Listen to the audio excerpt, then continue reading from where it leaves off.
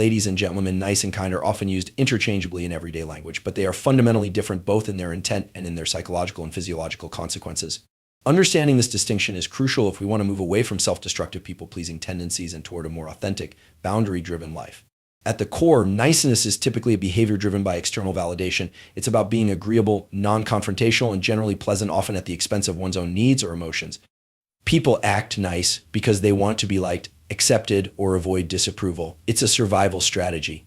Being nice tends to be reactive. It's about how others perceive you, and it often relies on a form of emotional suppression burying discomfort. Avoiding friction and bypassing your real opinions or desires for the sake of keeping the peace. Kindness, on the other hand, is active rather than reactive. It originates from a place of internal alignment. Kindness doesn't require you to betray yourself. You can be kind and still say no. You can be kind and still disappoint someone. The key difference is that kindness allows for the full spectrum of truth, both yours and others. It comes from a grounded place of respect, both for yourself and for those around you. From a neuroscience perspective, the difference is also measurable. When you're nice in order to please others or avoid rejection, you're engaging areas of the brain involved in social prediction and anxiety, such as the anterior cingulate cortex and the amygdala. You're essentially managing a threat, usually the threat of being disliked or judged. This behavior pattern triggers a sympathetic nervous system response, elevated heart rate, increased cortisol, shallow breathing. It's subtle, but over time, this chronic activation leads to stress-related wear and tear on the body, what's known as allostatic load. Kindness doesn't trigger the same threat response because it's internally motivated. It aligns with self-regulation. It engages the prefrontal cortex responsible for executive functioning, planning, and values-based decision-making. When someone acts with kindness, they are generally not in a reactive state. They're making a conscious choice, which tends to support parasympathetic activity, slower heart rate, reduced cortisol levels, better sleep, and greater emotional resilience. This is one of the reasons why kindness has been shown in research to enhance immune function and long-term well-being. Another key difference lies in boundary setting. Niceness is boundary averse. When you're focused on being perceived as nice, you're more likely to say yes when you want to say no, stay silent when you need to speak, or tolerate behavior that drains you. You override your internal signals, what your body and mind are telling you, to manage someone else's emotional state. Over time, this erodes your sense of identity. You start losing track of what you actually want, how you actually feel, or what you truly believe. Kindness includes the capacity for truth-telling, even when it's uncomfortable. If someone you care about is making a poor decision, kindness is telling them the truth in a way that respects both them and yourself. It's not passive, it's not performative. It may not always feel good in the moment, but it builds trust both interpersonal and intrapersonal. You learn to trust your own voice. You learn to tolerate discomfort. And you learn that saying something honest, even if it's not received well, is often the most respectful thing you can do. Culturally, many of us were conditioned to equate niceness with goodness. We were praised for being polite, agreeable, and easy to deal with. But these traits can easily mask fear of confrontation, fear of abandonment, fear of standing out. Kindness doesn't require you to be liked. It asks you to be honest. And that honesty paired with empathy becomes a powerful social glue. Socially, niceness can also create resentment. When people are nice and authentically, when they agree too much, overcommit, or fail to express true emotions, they often become emotionally depleted. This depletion leads to frustration, passive aggression, or eventual burnout. You give too much, expecting others to notice, to reciprocate, or to appreciate you. When they don't, because they often don't how much you suppress, you feel unseen or undervalued. Kindness avoids this trap by being clear and direct. It gives what it can give and nothing more. Chronic niceness, the persistent habit of putting others' needs, expectations, or comfort above your own, often masquerades as a positive trait. People who are always accommodating, agreeable, and conflict avoidant are frequently praised in social and professional settings, but beneath the surface, this behavioral pattern is not harmless. It places the nervous system in a sustained state of stress activation. Over time, this stress accumulates, leading to a range of psychological, emotional, and physiological consequences that are both measurable and serious. From a biological standpoint, chronic niceness is often rooted in a subtle but constant activation of the body's threat detection system. When you override your true feelings in order to please others, whether it's saying yes when you want to say no, avoiding disagreement even when it's necessary, or staying silent when your opinion matters, you engage the amygdala, the brain's threat-sensing region. The amygdala is closely tied to the hypothalamic pituitary adrenal, HPA, axis, which regulates the body's stress response. In these situations, your brain doesn't necessarily distinguish between the threat of a predator and the perceived social risk of disappointing someone or being disliked. As a result, cortisol, the body's primary stress hormone, is released, initiating a cascade of physiological effects designed to handle immediate danger. This response is adaptive in acute situations. If you're facing a one-time difficult conversation or managing temporary tension, the body's stress response can sharpen focus and improve reaction time. But when niceness becomes a chronic mode of behavior and the stress system is activated repeatedly or continuously, the result is allostatic load, the cumulative wear and tear on the body's systems caused by repeated stress. Allostatic load contributes to elevated blood pressure, suppressed immune function, impaired digestion, mood instability, disrupted sleep cycles, and eventual cognitive fatigue. A person who is chronically nice is essentially living in a low-level fight or flight mode most of the time. They may appear calm on the outside, smiling, agreeable, composed, but internally their body is engaging in micro-survival responses. They constantly scan for signs of disapproval, rejection, or emotional conflict. This hypervigilance can lead to increased anxiety as the prefrontal cortex, the part of the brain responsible for decision-making and self-regulation, struggles to maintain control while dealing with a constant barrage of social stressors. Furthermore, when niceness is driven by a fear of rejection or a need for approval, the brain's reward pathways can become hijacked. The dopaminergic system, especially the ventral striatum, becomes sensitized to cues of social approval. Every time you please someone or avoid conflict, your brain delivers a small hit of dopamine, reinforcing the behavior. Over time, this can develop into a kind of behavioral addiction, one where avoiding discomfort and gaining approval becomes compulsive, even when it harms your well-being. You might find yourself repeatedly saying yes to things you resent, suppressing anger until it leaks out in indirect ways, or engaging in emotional labor that leaves you feeling depleted and disconnected from your true self. This disconnect between your inner experience and outer behavior also disrupts the mind-body relationship. Emotional suppression, particularly of anger, frustration, or disagreement, has been shown to increase sympathetic nervous system activity. This not only raises cortisol, but also increases inflammation markers such as C-reactive protein, CRP, in the bloodstream. Over long periods, elevated inflammation is associated with chronic conditions such as cardiovascular disease, autoimmune dysfunction, and depression. Socially, chronic niceness can backfire. People often confuse being liked with being respected, but those are not the same. When you consistently bend to others' desires, you may initially be seen as easygoing or helpful, but over time, it can lead others to unconsciously devalue your boundaries. You become the person who is always available, always agreeable, always responsible for making others feel comfortable, even at the cost of your own emotional and postural health. This dynamic reinforces cycles of resentment and burnout, not only within yourself, but in your relationships. There's also a deeper psychological impact. Chronic niceness leads to self-alienation. The more often you silence your real thoughts and emotions, the more distant you become from your own identity. This can manifest as indecisiveness, low self-trust, and even dissociative tendencies. When you're constantly focused on how others perceive you, your internal compass gets distorted. You lose access to what you truly think, feel, and want. And that detachment is its own form of chronic stress. The brain craves coherence between what we feel and what we express. When those are misaligned over time, it becomes psychologically destabilizing. Approval seeking is not just a behavioral pattern rooted in social conditioning. It is deeply embedded in the neurological architecture of the human brain. The drive to be accepted, validated, and liked by others engages a number of brain regions and neurochemical systems that are critical to survival and emotional regulation.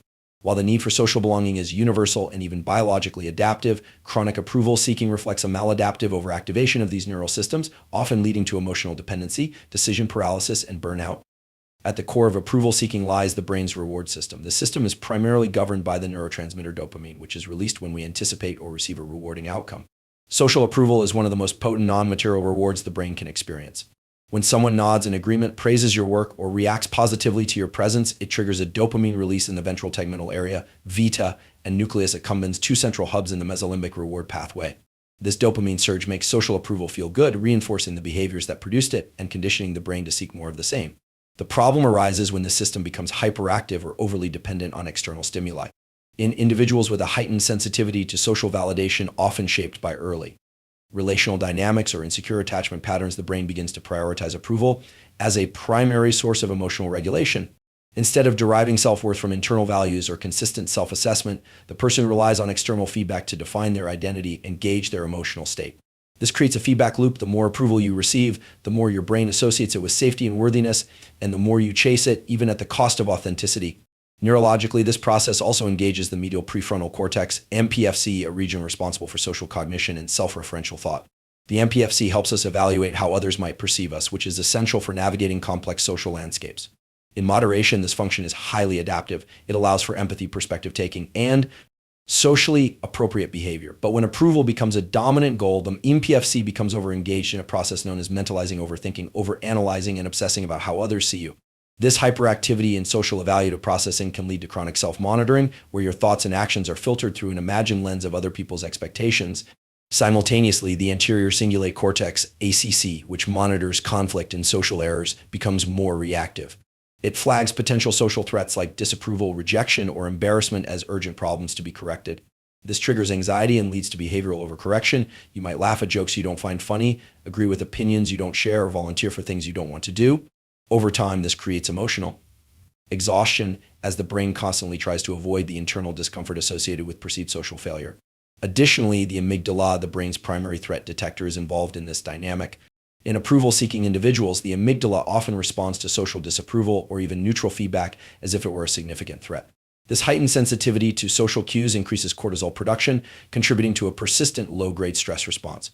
The body stays in a subtle state of alertness, waiting for signs of acceptance or rejection, which drains mental energy and impairs focus and creativity. This neurological pattern is often shaped during early development. Children who receive inconsistent or conditional validation praise only when they perform well or behave a certain way are more likely to develop hyperactive approval circuits. Their developing brains learn to associate being good or liked with emotional safety, creating a lifelong pattern of contingent self-worth. In adulthood, this translates into behavior that prioritizes harmony over truth, image over authenticity, and short-term validation over long-term well-being. Over time, the approval-seeking brain may struggle to tolerate ambiguity or disapproval. The absence of praise or neutral feedback can feel like a loss, even if no criticism is present. This is due to a decrease in dopamine levels, which can result in feelings of emptiness, restlessness, or mild depressive symptoms. The brain, conditioned to expect frequent external validation, interprets its absence as a threat to identity or self-esteem. Are alone, but through conscious rewiring of the brain's reward, threat, and decision-making systems. Boundary setting is often thought of as a social or psychological skill, something learned through communication training or life experience. While that's partially true, a deeper understanding reveals that boundary setting is also a neuroplastic process. It is a function of brain-based learning and adaptation, which means it is trainable, modifiable, and capable of becoming more efficient over time with consistent practice. In other words, your ability to set and maintain boundaries isn't just a personality trait or emotional instinct, it's a cognitive and neurological capacity that can be reshaped through deliberate repetition and reinforcement. Neuroplasticity refers to the brain's ability to change its structure and function in response to experience. This is the same principle that allows someone to learn a new language, recover from injury, or develop expertise in a complex skill like playing an instrument or solving abstract problems. The same mechanism applies to interpersonal behavior. When you begin practicing boundary setting, you are literally creating and strengthening neural pathways in areas of the brain responsible for emotional regulation, impulse control, and executive decision-making. One of the primary regions involved in this process is the prefrontal cortex, particularly the dorsolateral prefrontal cortex, which governs self-regulation, future planning, and inhibitory control. This area helps you hold a boundary when it would be easier or more immediately rewarding to give in. For example, saying no to a friend's request when you're overwhelmed requires prefrontal engagement to override the short-term reward of being liked or avoiding conflict. Initially, this process may feel effortful as the neural circuits supporting assertiveness and self-prioritization may be underdeveloped, especially if someone has spent years or decades in chronic people-pleasing pattern. Each time a person sets a clear boundary, especially in emotionally charged contexts, the brain processes the experience and adjusts its wiring accordingly. If the outcome is positive, such as reduced anxiety, a restored sense of control, or improved clarity in a relationship, the brain encodes that feedback, reinforcing the boundary-setting behavior. Over time, with repetition, the threshold for discomfort lowers. What once required immense cognitive and emotional effort becomes more automatic as the neural pathways governing this behavior become more myelated and efficient. The anterior cingulate cortex also plays a role in this process. It monitors conflict, both internal and external. When you set a boundary that goes against your social conditioning, the anterior cingulate detects the friction between your instinct to avoid conflict and your decision to speak up. Initially, this can produce feelings of unease or guilt. However, with neuroplastic reinforcement, the brain learns that the discomfort is tolerable and not dangerous. This reclassification of discomfort from threat to challenge is a crucial step in reconditioning the nervous system to support healthy interpersonal behavior. Boundary setting also engages the insular cortex, the region associated with interoception, the brain's awareness of internal bodily states. This is where the neurological experience of self-respect begins to take shape. When you say no and honor your internal limits, your brain begins to associate that decision with physical coherence. Heart rate may slow, breathing may deepen, and internal tension may decrease. These physical signals provide additional reinforcement to the brain, supporting the internal feedback loop that encourages further boundary setting in the future. Importantly, the process of boundary development often requires unlearning as much as learning. If someone was raised in an environment where expressing needs or saying no was punished or ignored, their nervous system may be wired to equate boundary setting with threat. In these cases, setting a boundary can activate the amygdala and produce a fight or flight response. But with repetition, regulation, and awareness, the emotional response becomes less intense. The brain starts to map new associations linking assertiveness with safety, clarity, and self-efficacy. Another key component of boundary neuroplasticity is the role of emotional memory stored in the hippocampus. The hippocampus helps contextualize experience. When a person successfully enforces a boundary and observes that the outcome was not catastrophic, the hippocampus stores that outcome and integrates it into future decision-making. This creates a form of experiential evidence that boundary setting is not only survivable but often beneficial. Over time, this new evidence begins to override older memories and fears tied to people-pleasing or conflict avoidance. The more frequently and consistently boundaries are practiced, the more fluent and natural the behavior becomes. It shifts from being a cognitive task requiring high effort and emotional strain to an embodied response supported by efficient neural circuits, just like any form of learning. The key lies in repetition under varying conditions, emotional regulation during stress, and reflection after the behavior to encode the experience. Energy conservation and decision fatigue are deeply intertwined phenomena governed by the way the human brain processes choices, evaluates risk, and allocates limited cognitive resources. Every decision, whether trivial or significant, consumes energy. The brain, while only accounting for roughly 2% of body weight, consumes about 20% of the body's total energy at rest. This metabolic demand increases with active decision-making, especially when those decisions involve social negotiation, emotional labor, or internal conflict. When someone is constantly engaged in approval-seeking, chronic niceness, or lack of boundaries, the brain is placed under a constant load of micro-decisions. Over time, this leads to cognitive depletion and decision fatigue, which compromises the ability to make high-quality, value-aligned choices. Decision fatigue refers to the diminishing quality of decisions after a long session of decision-making. The prefrontal cortex, the region of the brain responsible for executive function, planning, inhibition, and logical reasoning, becomes less efficient with each decision made throughout the day. This degradation is not just metaphorical, it is biological. Glucose, the brain's primary fuel source, is consumed in higher quantities during complex decision-making. When this energy is depleted, the prefrontal cortex has a harder time suppressing impulses, weighing long-term consequences, or staying aligned with internal priorities. This is why people often revert to default behaviors like saying yes automatically, avoiding confrontation, or choosing what is easy over what is right when they are mentally tired. Energy conservation from a neurological perspective is a survival mechanism. The brain prioritizes efficiency and predictability to reduce cognitive strain. Habits, routines, and heuristics are examples of this conservation in action. When the brain is forced to navigate high levels of ambiguity or emotional contradiction, like pretending to agree while internally disagreeing or hiding discomfort behind a pleasant demeanor, it must work harder to manage these internal tensions. This effort is subtle, but the energy drain is real. Chronic niceness, for example, is not just emotionally exhausting because of the social dynamics involved, it is neurologically expensive. The brain is constantly running simulations of how others might react, how to avoid conflict, how to maintain a certain image, all while suppressing authentic reactions. That suppression requires real-time inhibition, which taxes the prefrontal cortex and burns through cognitive resources at a faster rate. When decision fatigue sets in, the quality of boundary setting erodes. Early in the day or week, an individual might be able to say no, communicate clearly, or make well-regulated choices. But after a series of emotional negotiations, social interactions, or even just internal debates, the energy required to continue holding the line begins to wane. This is when people begin to cave to overcommit, to say yes when they want to say no, or to tolerate dynamics they would otherwise resist. The ability to protect one's own time, space, and mental clarity depends not just on willpower, but on the energetic availability of the cognitive system. This is further compounded by emotional labor. People who are in roles where they must manage other people's emotions, whether personally or professionally, expend more cognitive energy per interaction. If someone is constantly trying to avoid disappointing others, preserve harmony, or ensure that everyone else feels seen, they are investing energy that would otherwise be used for self-regulation, reflection, or proactive planning. This emotional energy is finite. Once depleted, it leads to poor decision-making, irritability, mental fog, and eventually burnout.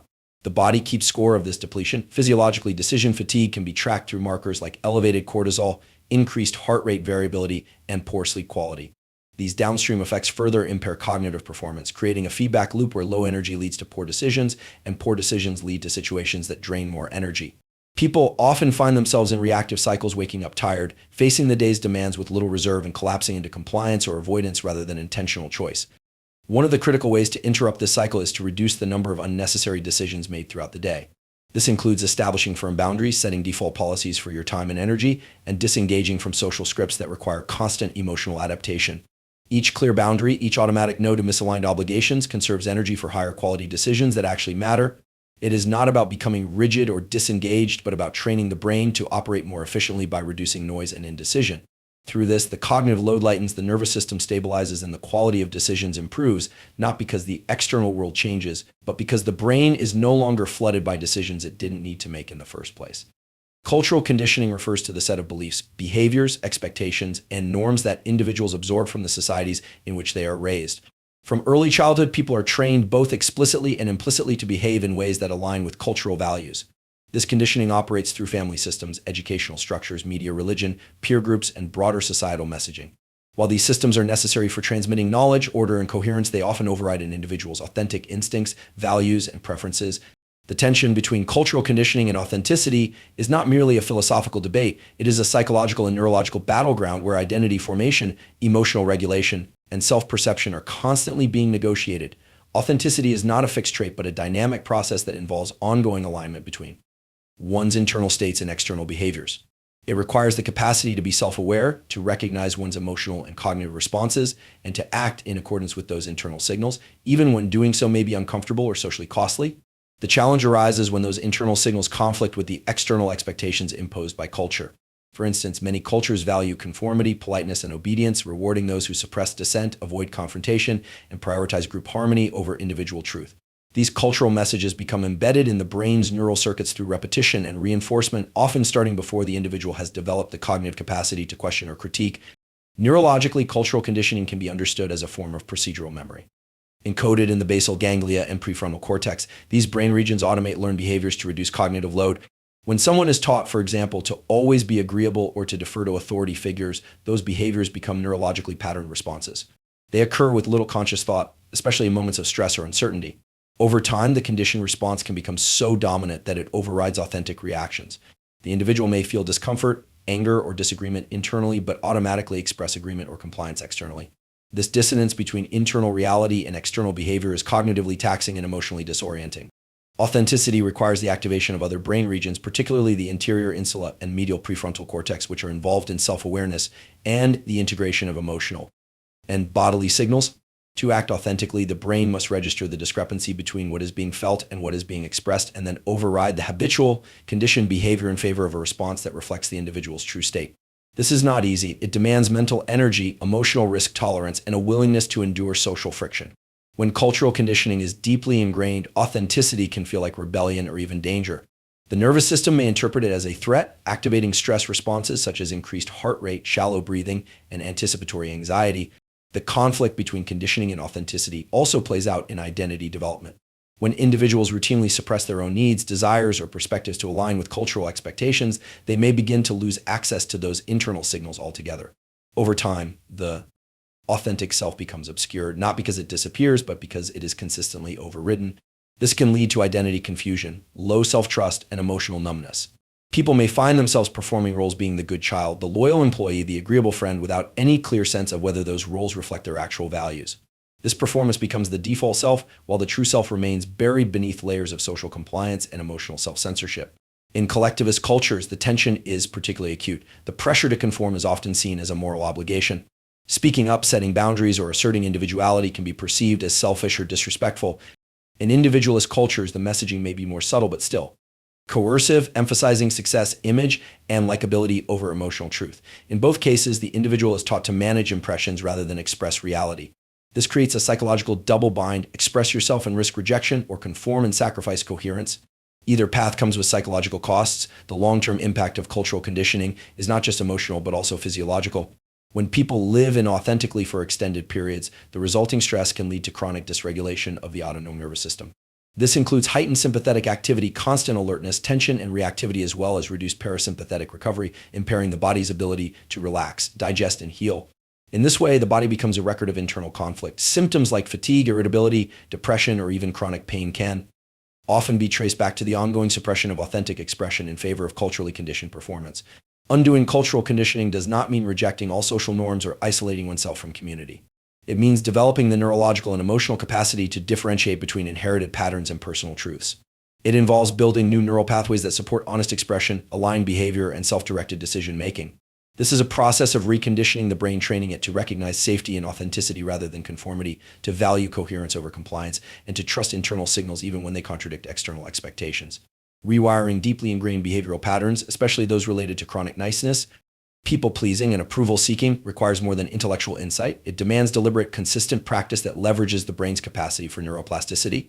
The brain changes through repetition, emotional salience, and feedback. Practical tools for rewiring these patterns must engage cognitive, emotional, and physiological systems together.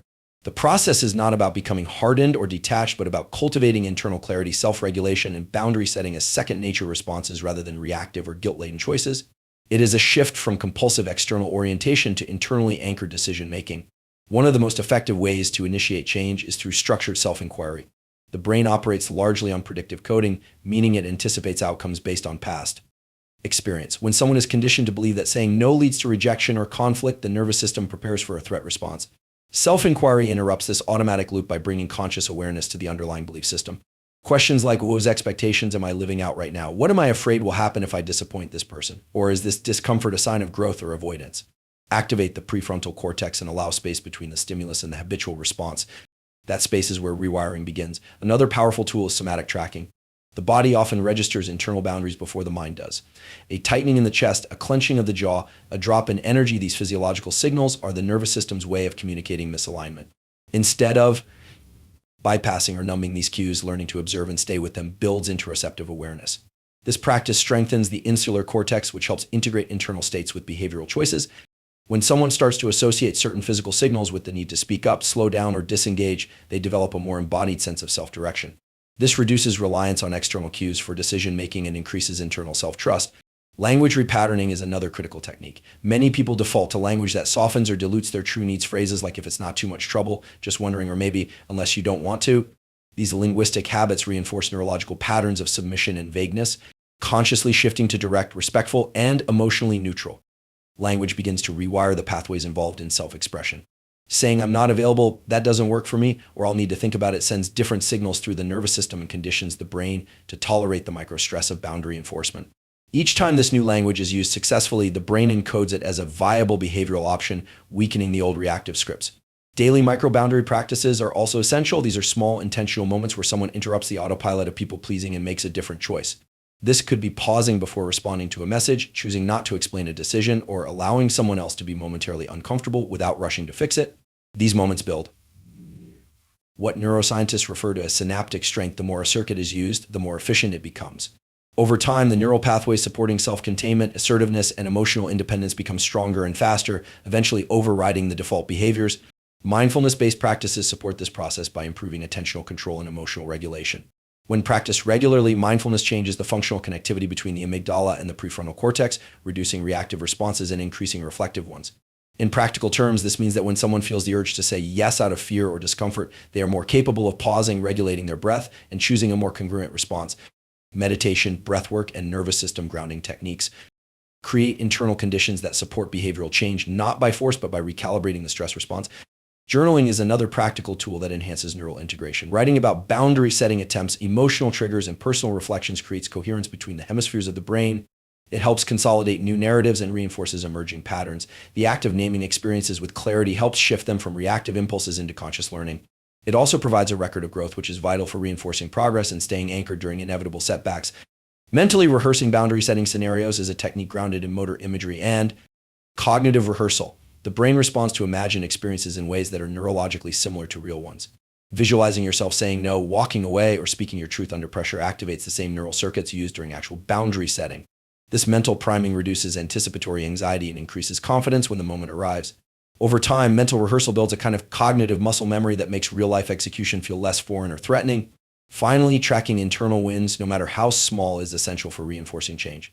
Each time someone makes a decision aligned with their authentic self, even if it's uncomfortable, the brain records that moment. Paying attention to these moments and consciously registering them as successful data points helps shift the brain's predictive model. Instead of associating boundaries with rejection or fear, it begins to associate them with relief, clarity, and agency.